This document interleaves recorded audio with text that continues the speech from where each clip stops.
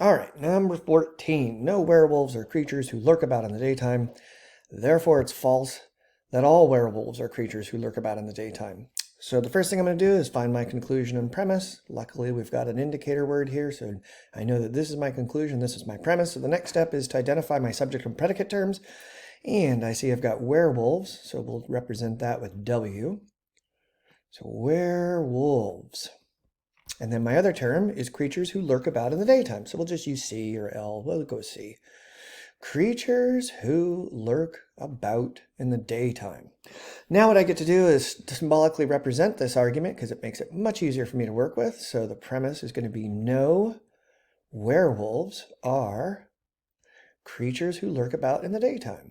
Therefore, and I see I come across the phrase it is false. When I'm Venn diagramming, I don't like the phrase it is false because it's easier to diagram sentences that are true. So if this is false that all werewolves are creatures who lurk about in the dark, I can use the squares of opposition and the rule of contradiction to discover another type of proposition that has the exact same subject and predicate terms but will be true. And the way I do that is I go to my square of opposition, I locate A claims on that square because that's what this conclusion statement is. It's an A statement. And if I know that's false, I can follow that line of contradiction downward to the right, and I'll discover that a corresponding O claim with the same subject and predicate terms will have to be true if that A claim is false. So now I've got my argument here, and the question is, if this premise turns out to be true, will this conclusion also have to be true? And the way I figure this out is by creating a Venn diagram, and I diagram in just the premise, never the conclusion. We never go anywhere near that conclusion when we've got a pen in our hands. Because what we want to know is, what does that Venn diagram look like when the premise is true?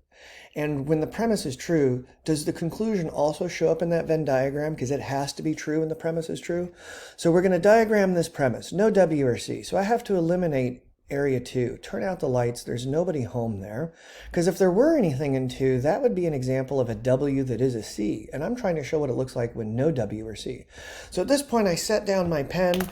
I'm done. From the Boolean standpoint, what I want to know is, do you see the conclusion here? And the answer is no. Because I know that to ever see a statement that begins with some, I'm going to have to see an X somewhere. And I don't see an X anywhere in this Venn diagram. So I know that this argument is invalid from the Boolean perspective. And that makes sense because this type of argument with a universal premise and a particular conclusion is always invalid from the Boolean perspective.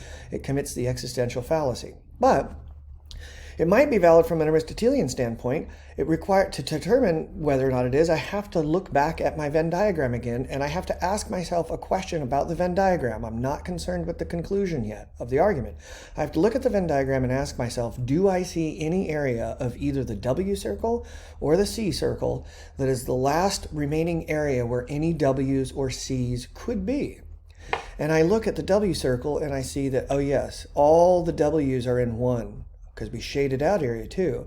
So if all the areas are if all the W's are in area 1, if they're all there, there's got to be at least one there, provided there's any W's at all. And we could do the same thing if we wanted to here with the C circle, but it's not necessary for this case. All right. So now we've determined that, yes, I do see the conclusion here. That X with the circle around it represents one W that is not a C. Okay, so now the question for us is, well, okay, do W's exist? Well, they don't. That's invalid. So from the Aristotelian perspective, this also commits the existential fallacy. So the structure looks valid, but because it's talking about making an argument about something that does not exist, it commits the existential fallacy and is therefore invalid from both standpoints.